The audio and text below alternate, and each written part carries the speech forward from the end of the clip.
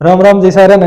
आज आप एक इकोनॉमिक्स भी चालू कर रहे हैं। रोज की एक वीडियो आया करेगी हर एक टॉपिक पे, ठीक है, नरे नरे। तो सबसे पहला हमने मेरा होना चाहिए कि इकोनॉमी और इकोनॉमिक्स में फर्क क्या हुआ है, ठीक है। इकोनॉमी और जो इकोनॉमिक्स में कितना चेंज है। अगर हम पढ़ा है तो दोनों एक जैसी टर्म लागू है, लेकिन इनके क्या फर्क है हम देखेंगे। इकोनॉमी क्या है, हमारे पास क्या है, एक लिमिटेड सोर्स है, लिमिटेड सोर्स है, और क्या है, और अनलिमिटेड इच्छा है हमारी, ठीक है। जैसे हम एग्जांपल के तौर पर देखेंगे कि क्या कहेंगे कि मान लिया हमारे पास 1,000 रुपए हैं, ठीक है। 1,000 रुपए है, यह कि हमारे पास लिमिटेड सोर्स है और अनलिमिटेड वांट्स के क्या है इसके ऊपर, या हम इनकी शॉपिंग कर लें, ठीक है, या फिर हम इनका शॉपिंग कर लें, या फिर हमको इनको पार्टी कर लें कोई, या फिर एजुकेशन में लगा लें, या फिर क्या करें कोई मोबाइल वगैरह या कुछ ईटीसी ले लें, ठीक है। या क्या होगी, हमारी इकोनॉमी होगी। इकोनॉमी का मतलब क्या है, जो हमारे पास लिमिटेड सोर्स है और अनलिमिटेड वांट्स है, उनको हम कैसे कैसे हमारी यूटिलाइज करेंगे। और जो इकोनॉमिक्स है, इकोनॉमिक्स है वो क्या होगी, वो होगी अगर हम हमारे पास यही रहेगा सेम कि लिमिटेड सोर्स है, लिमिटेड सोर्स है, और क्या है, अनलिमिटेड वांट्स हैं, अनलिमिटेड वांट्स हैं। इनमें तो हमने चूज क्या करना, जो हमारे खातर बेस्ट होगा चूज हम वो करेंगे, यानी कि चयन उसका करेंगे, उसका करेंगे जो हमारे फ्यूचर में, फ्यूचर को लाभ देगा, ठीक है। यानी कि अगर हम स्टूडेंट है तो हम एजुकेशन की तरफ जाओगे, ठीक है। अगर हमारे को मोबाइल फोन की जरूरत है तो अगर हमने मोबाइल फोन खरीद दिया 1,000 रुपया था तो वो हमारी इकोनॉमिक्स होगी।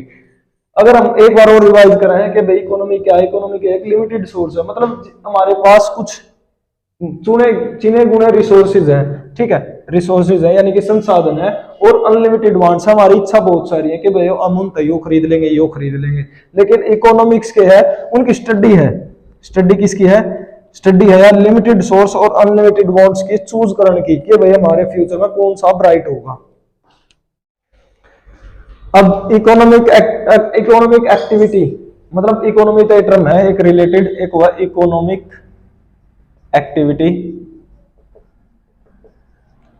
इकोनॉमिक एक्टिविटी क्या हुआ है, इकोनॉमिक एक्टिविटी वो हुआ है जिसमें सब में मतलब इन्वॉल्व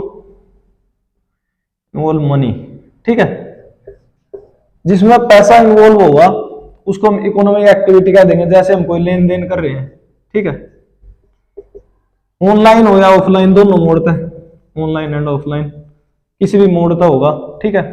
दूसरा एग्जांपल ले लेंगे, कोई शॉपिंग कर रहे हैं हम, शॉपिंग कर रहे हैं, या फिर इन्वेस्टमेंट कर रहे हैं, कहीं इन्वेस्टमेंट कर रहे हैं, या फिर कहीं हम क्या कर रहे हैं, लर्निंग के थ्रू कर रहे हैं, पैसा कमा रहे हैं, वो सारा कितने है इकोनॉमिक एक्टिविटी है। एक दूसरा क्या हुआ, non economic activity, non economic activity, economic activity. इसमें क्या हो जाएगा, इसमें पैसा इन्वॉल्व नहीं होता, मनी नॉट इन्वॉल्व, यानी कि पैसा इन्वॉल्व नहीं होता। इसका एग्जांपल क्या हो जाएगा, इसका एग्जांपल सिंपल सा हो जाएगा कि भाई घर में जितनी भी महिला काम कर रहे हैं उनको पगार थोड़ी दी जा है, घर में जितनी महिला हैं उन्हें उनका श्रम का पैसा नहीं मिलता। या फिर दूसरा एग्जांपल है इसका हम कि दान दे दिया हमने जो, या फिर फ्री में किसी को हम अगर शिक्षा दे रहे हैं, फ्री में शिक्षा दे रहे हैं और पैसे नहीं ले रहे हो, पैसे नहीं लेते, ठीक है। एक इकोनॉमिक एक्टिविटी होगी, एक नॉन इकोनॉमिक एक्टिविटी होगी। इकोनॉमिक एक्टिविटी में क्या हो जाएगा, जिसमें पैसा इन्वॉल्व होगा, यानी कि जितने भी हम पैसे से रिलेटेड जितने भी काम करेंगे वो सारा इकोनॉमिक एक्टिविटी में आ जाएगा। एक नॉन इकोनॉमिक एक्टिविटी क्या हुआ है, जिसमें पैसा इन्वॉल्व नहीं होता, यानी कि जैसे घर में जितनी भी महिलाएं काम कर रहे हैं, या फिर हम गौशाला में दान दे रहे हैं, या फिर हम फ्री में किसी को शिक्षा दे रहे हैं, ये सारी की है नॉन इकोनॉमिक एक्टिविटी है।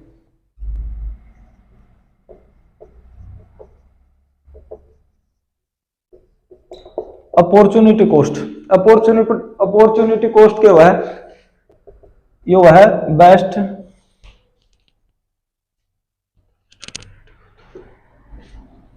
अदर बेस्ट अल्टरनेटिव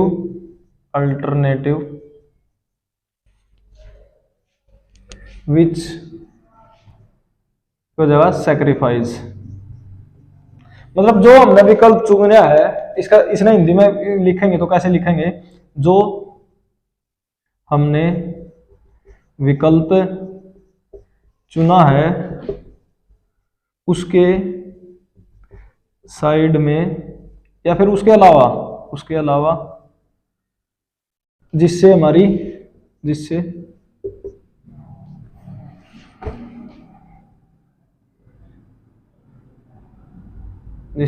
क्या थी, प्रतिद्वंदता थी।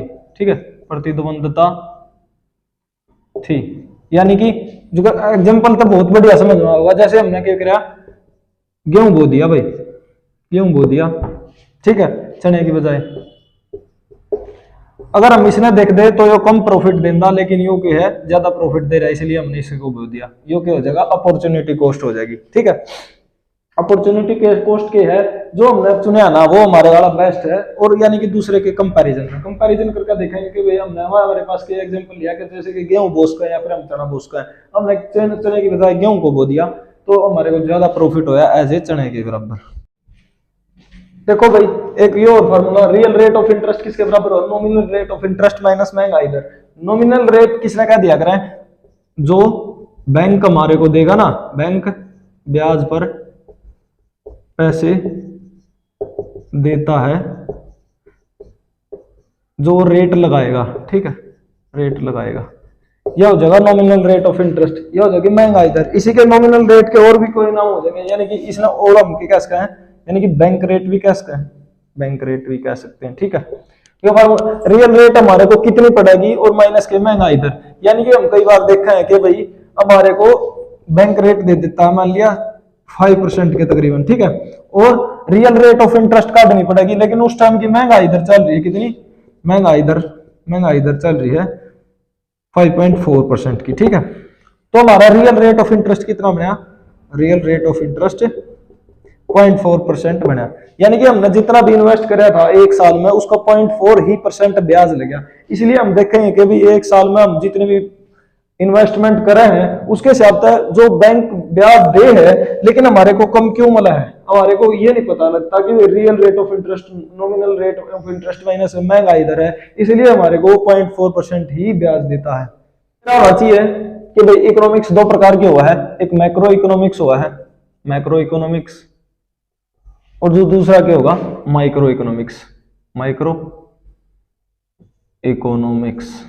ठीक है, इकोनॉमिक्स हमने पढ़ लिया, इकोनॉमिक्स के है माइक्रो और मैक्रो के बारे में पता चलेंगे। अगर ए ना देखें यहाँ से क्या बताओ है, ए और आई में ज्यादातर अर्थशास्त्री के बताओ कि ए यहाँ से एट्रीब्यूट का काम करेगा। एट्रीब्यूट का मतलब क्या है, कोई भी कंपनी हो गया या फिर संगठन का इसका ए से जाता है। ठीक है, और ये क्या होगा, आई मतलब हो गया इंडिविजुअल, यानी कि अकेले आदमी की बात करेगा, अकेले इकोनॉमिक्स की बात करेगा, माइक्रो सिंगल की। ठीक है, ये वर्ड था जो माइक्रो इकोनॉमिक्स ये दिया था जेएम केनीज ने। जैसे एग्जांपल की बात करेंगे, इसमें किसी कंट्री की बता सकते हैं, या फिर किसी कंपनी की बता सकते हैं, या फिर किसी संगठन की बता सकते हैं। यानी कि कुल मिलाकर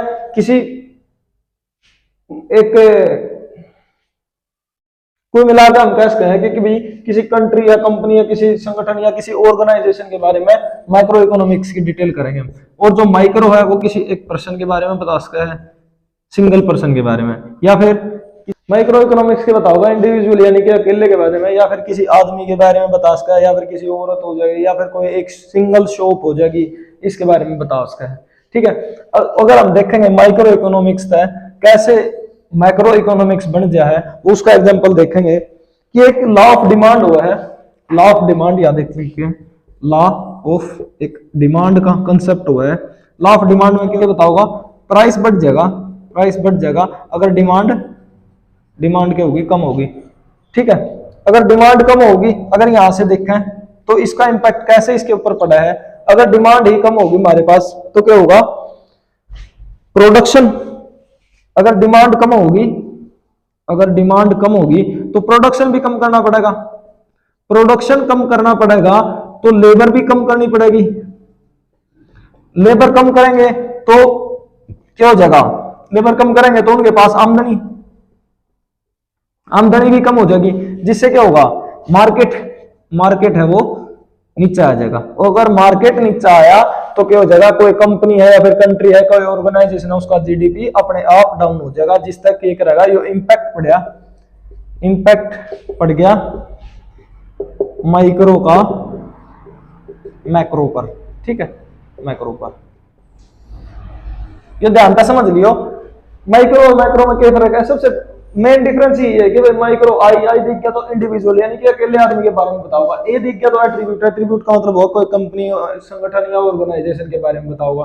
अब हम देखेंगे एक लॉ ऑफ डिमांड हुआ है, लॉ ऑफ डिमांड का क्या कंसेप्ट हुआ है, अगर प्राइस ज्यादा है तो डिमांड अपने आप कम होगी। कैसे होगी, अब गांव में रहने वाले आदमी है तो हमारे को बेरा होगा, अगर प्राइस ज्यादा होगा ना तो डिमांड अपने आप ही कम हो जाए। अगर डिमांड कम होगी तो क्या कम होगा, डिमांड कम होगी तो प्रोडक्शन भी कम करना पड़ेगा, क्योंकि प्रोडक्शन करके वो फायदा क्या मिलेगा उसमें, अगर प्रोडक्शन कर देगा ज्यादा तो डिमांड तो है ही नहीं, उसकी वेस्टेज जाएगा। अगर प्रोडक्शन कम है तो उसने लेबर भी कम चाहिएगी, लेबर कम चाहिएगी तो उसकी आमदनी, जो लेबर थी उसकी आमदनी भी घट जाएगी, आमदनी घट गई तो वो मार्केट में जाना ही बंद कर देगा, मार्केट में जाना बंद करेगा तो किसी भी कंट्री या कंपनी या संगठन की क्या हो जाएगी, जीडीपी अपने आप लोअर आ जाएगी। इसीलिए हम कह रहे हैं कि माइक्रो इकोनॉमिक्स का बहुत बड़ा इंपैक्ट मैक्रो इकोनॉमिक्स में पड़ा है।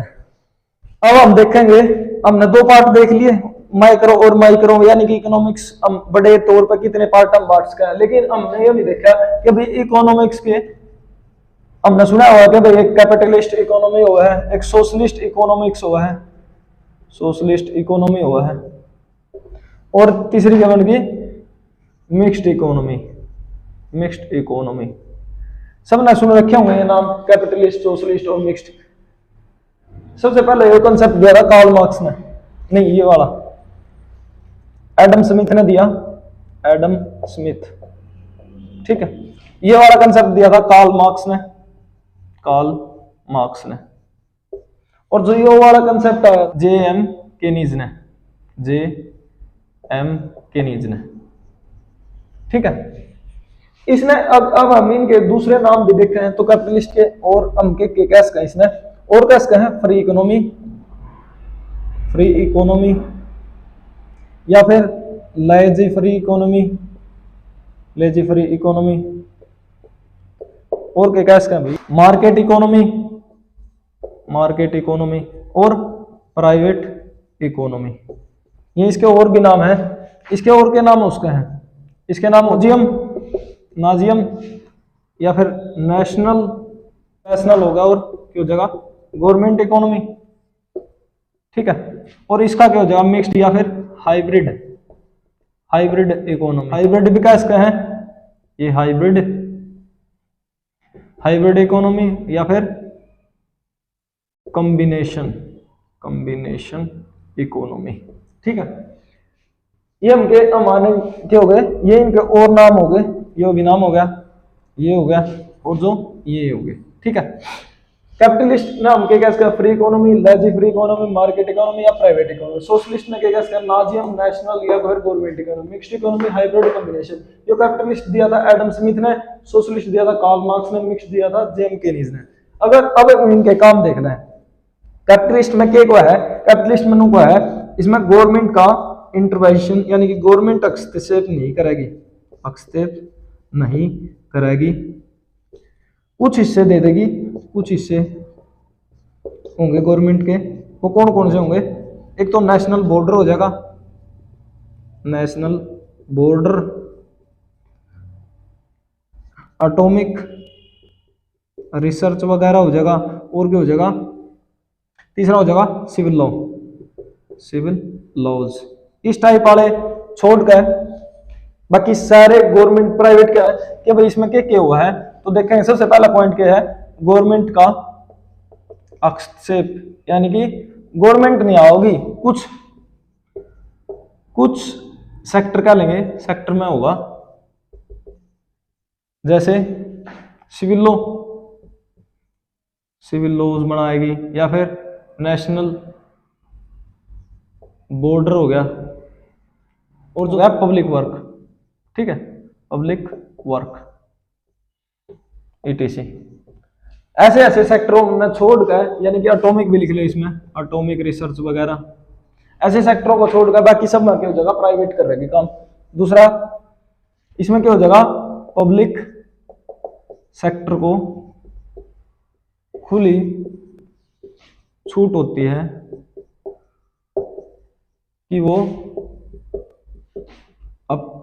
अपने पैसे का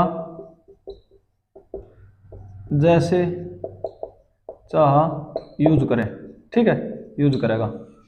नंबर 3 क्या हो जाएगा, अगर पब्लिक को क्या हो जाएगा, पब्लिक सेक्टर को खुली आजादी दे देंगे कि हम कैसे पैसे का यूज करेंगे, तो क्या हो जाएगा, इसे मार्केट बढ़ेगी, मार्केट बढ़ेगी, मार्केट बढ़ेगी, यानी कि लोगों में क्या आ जाएगा, स्पेशलाइजेशन आ जाएगा, स्पेशलाइजेशन आ जाएगा। स्पेशलाइजेशन कैसे आ जाएगा, क्योंकि एक चीज ना वो बार बार करेंगे तो हमारे यहाँ पर, जैसे हमने क्वेश्चन बार बार पढ़ा है तो वो याद हो जाए, उसी तरह इसी में मार्केट में क्या आ जाएगा, स्पेशलाइजेशन आ जाएगा, और जो क्या हो जाएगा, कंपटीशन, कंपटीशन क्या हो जाएगा, ज्यादा हो जाएगा। कंपटीशन ज्यादा हो जाएगा तो अपने आप क्या हो जाएगा, प्राइस ठीक ठाक रहेगा, या फिर हाई भी जा सकता है, प्राइस हाई तो नहीं होगा लेकिन लो हो जाएगा, ठीक है। इस तरह क्या हो जाएगा, इकोनॉमी में बैलेंस बना रहेगा, ठीक है, बना रहेगा।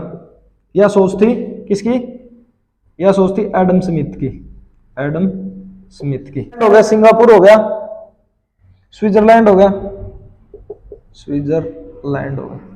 लेकिन इसकी कुछ खामियां भी बताई उसने, क्या खामियां है, जैसे इसका कर्व कैसे बनेगा, ऐसे बनेगा, मतलब इसका क्या मतलब होगा कि भाई जो अमीर है ना, अमीर है वो तो ज्यादा अमीर हो रहा है, वो तो ज्यादा अमीर हो गया, लेकिन गरीब गरीब ही रहता है, ठीक है। ये सबसे ज्यादा क्या लिख रही की डिसएडवांटेज लिख रही। और इसके एक और डिसएडवांटेज था जो 1930 में 1929 में जो अमेरिका की में आर्थिक महामंदी थी, आर्थिक महामंदी, वो भी इसी इकोनॉमी की वजह से आई थी, ठीक है। एक बार और देख रहे हैं कैपिटलिस्ट इकोनॉमी के मेन है भाई, ये कुछ ज्यादा इसमें नहीं है कि भाई कुछ स्पेशलाइजेशन कर दिया या फिर कुछ घेर दिया इसमें बाहर है, बस मेन है कि भाई गवर्नमेंट का एक्सेस है, कुछ प्राइवेट सेक्टर में है, मतलब सेक्टर कुछ सेक्टर में होया करता, जैसे सिविल लॉ बनाने हो गए, नेशनल बॉर्डर का इशू हो गया, फिर पब्लिक वर्क्स हो गया, या फिर एटॉमिक रिसर्च जैसे हो गए, ऐसे कुछ काम थे कि भाई वो कैपिटलिस्ट इकोनॉमी में केवल गवर्नमेंट के पास थे। लेकिन बाकी जो पब्लिक सेक्टर में खुली छूट दे दी जाती थी लोगों को या अमीरों को कि भाई तुम अपने हिसाब तक कैसे भी पैसे का यूज कर सको। और जो मार्केट इससे क्या होगी, मार्केट में ज्यादा पैसा लगेगा, मार्केट में ज्यादा पैसा लगेगा तो लोगों के पास सिविलाइजेशन स्पेशलाइजेशन आओगी कि भाई लोग अपने कला का बेहतर नमूना पेश करेंगे, बेहतर नमूना पेश करेंगे तो सबके पास कला है, तो कंपटीशन भी ज्यादा होगा। अगर कंपटीशन ज्यादा होगा तो प्राइस हमेशा क्या होगा, लो होगा, ठीक है। यह किसने दी थी, यह दी थी एडम स्मिथ ने, ठीक है, यह बात ध्यान रखियो। और क्या था इसके कुछ एग्जांपल को है तो न्यूजीलैंड हो गया, सिंगापुर हो गया, स्विट्जरलैंड हो गया, और भी बहुत सारी कंट्री हैं, ठीक है। और इसका डिसएडवांटेज भी था, कोई ना चीज अगर हमारे को कोई भाई प्रॉफिट दे रहा तो वो लॉस भी जरूर देगा। इसलिए इसमें क्या था कि भाई के सब के शेप इसका कर्व था। और जो दूसरा क्या था, अमीर लोग थे ना वो ज्यादा अमीर हो रहे थे। जैसे हम कह दे कि भाई आज भी इंडिया में 1% के पास ही सारी प्रॉपर्टी है, बल्कि 99% के बाद बहुत कम प्रॉपर्टी है या फिर पैसा है। 1929 में जो अमेरिका में आर्थिक महामंदी आई थी वह कैपिटलिस्ट इकोनॉमी ही लाई थी। अब हम बात करेंगे सोशलिस्ट इकोनॉमी की। सोशलिस्ट इकोनॉमी, सोशलिस्ट इकोनॉमी क्या थी, इसमें प्राइवेट का हस्तक्षेप नहीं था, ठीक है। बोलबाला किसका था, बोलबाला गवर्नमेंट सेक्टर का था, मतलब गवर्नमेंट सेक्टर जैसा भी कहेगी ना तो लोगों को वैसा करना पड़ेगा, ठीक है। इसमें क्या था, पब्लिक वेलफेयर ज्यादा थी, पब्लिक वेलफेयर ज्यादा थी। वेलफेयर का मतलब होगा भाई लोगों के विकास की तरफ देखना, ठीक है, मतलब लोगों का विकास ज्यादा था इसमें as a competition capitalist economy में। और वेलफेयर होगा तो लोग क्या होंगे, खुश होंगे। या कार्ल मार्क्स ने कहा था भाई, कार्ल मार्क्स ने इकोनॉमी दी थी, लेकिन इसका एक और इम्पैक्ट पड़ा गलत लोगों पे। उसका क्या था डिसएडवांटेज, यानी कि खामियां का इसका हमें डाल रहा है। इसकी खामियां क्या थी कि लोग निठल्ले हो गए भाई, लोग हो गए खराब, कह दो इन्हें।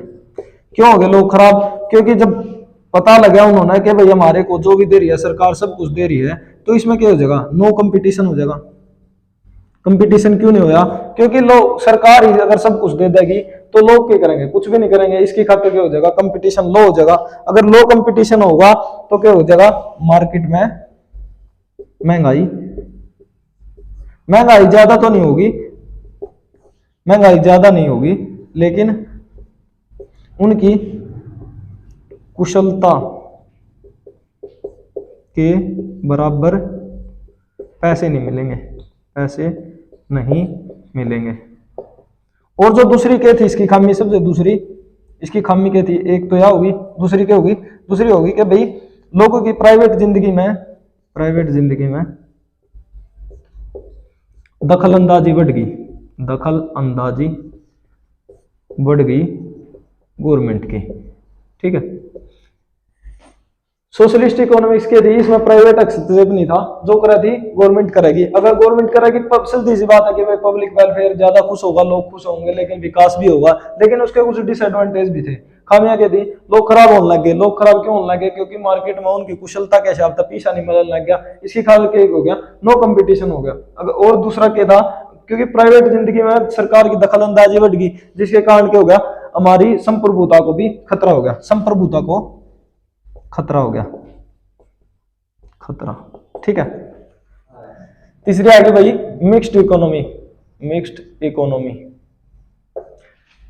जेएम केनीज ने दी थी, या जेएम केनीज ने, ठीक है, जेएम केनीज ने दी थी। इसने क्या किया 1980 के बाद 1930 में, 1929 में आई थी, 1929 में अमेरिका में क्या आ गई थी, महामंदी आ गई थी, अमेरिका में महामंदी। महामंदी के बाद ये कॉन्सेप्ट आया था 1930 में, 1929 के बाद ही आया था, मतलब 1930 के बाद, ठीक है, आई थी।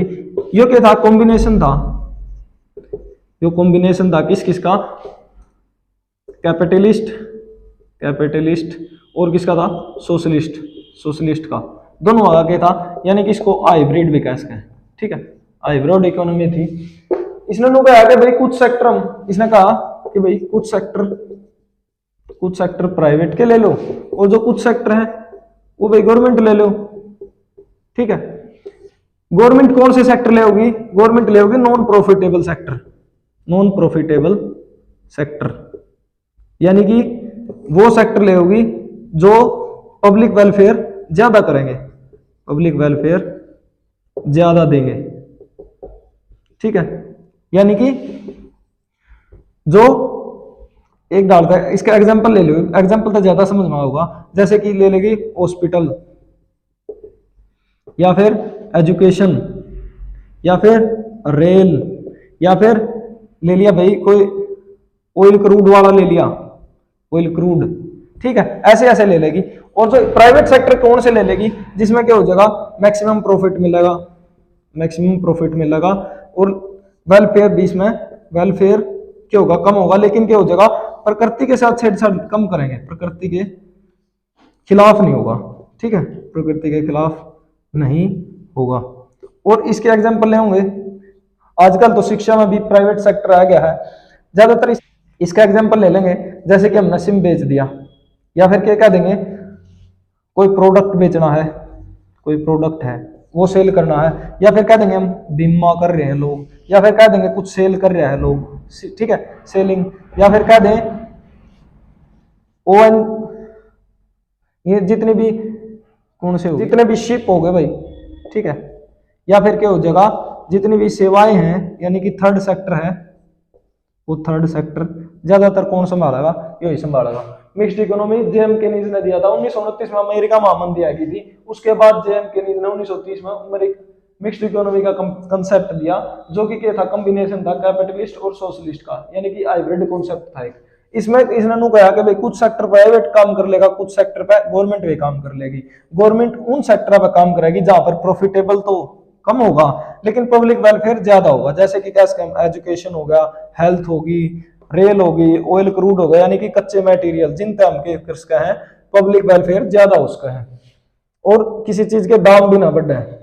और जो प्राइवेट सेक्टर थे, प्राइवेट सेक्टर में क्या होगा, मैक्सिमम प्रॉफिट की जगह ही भागेंगे प्राइवेट सेक्टर, और वेलफेयर तो कम है लेकिन प्रकृति को भी नुकसान ही कम देंगे।